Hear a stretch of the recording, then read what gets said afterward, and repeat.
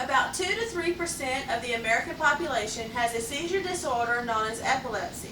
Since this is a relatively small amount compared to the overall population, many people do not understand what epilepsy is or how to handle a situation where someone inflicted with the disorder goes into a seizure or convulsions. Medical doctors have recently changed what someone should do if someone around them has gone into a seizure, leaving even those who thought they knew what to do handling the situation in the wrong way. The amazing part of handling this situation is that it requires no tools at all. All that is required is a cool head during the actual seizure and an ability to handle more than one thing in a rush. My husband was diagnosed with epilepsy 13 years ago when he was having more than one seizure in a week's time. This is a lot of seizures, and anyone watching should know that it is critical to seek medical help if you are having seizures. Brain damage can occur during a seizure, and if not treated properly, epilepsy can cause death. Understanding this, my husband and I began a regular regimen of seeing a neurologist.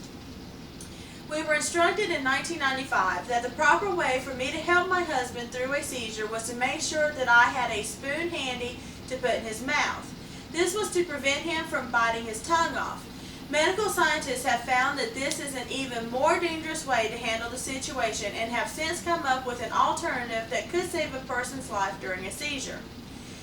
This is my husband Scott, and together we are going to demonstrate the correct way to handle the situation if someone should go into a seizure. If the person feels as if a seizure is about to come on, have the person lie on the floor or on the ground. If the person goes into a seizure with no warning to anyone around them, they will fall to the ground on their own. If possible, someone should help them during the fall to limit injury to the body. During the seizure, the person should be placed on their right side.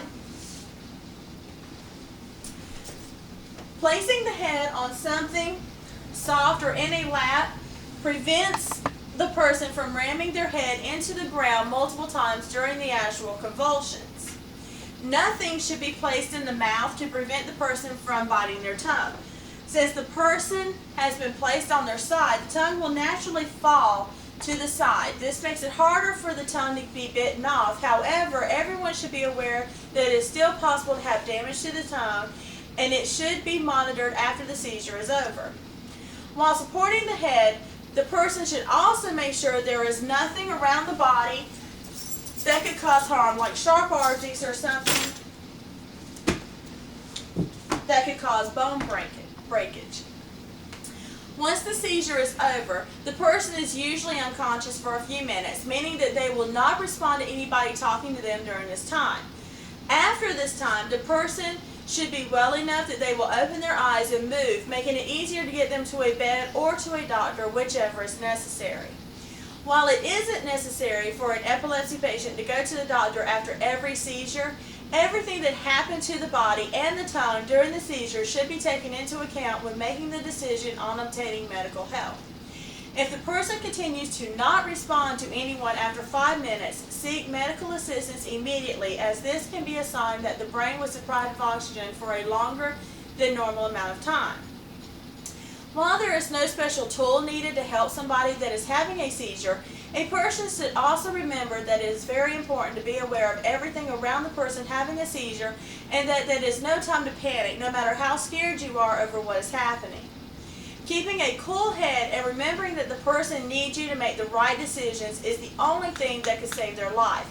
If you or someone that you know has a seizure disorder, it is also important to talk to your doctor about other things that could help with the treatment plans. For instance, we have learned that for my husband, if someone talks to him during and just after the seizure, it shortens the amount of time he is convulsing and shortens the time it takes for him to wake up again. Are you okay, baby? He's drooling. While this doesn't work for everyone, it is something that a responding person can do to also help keep a cool head during the seizure.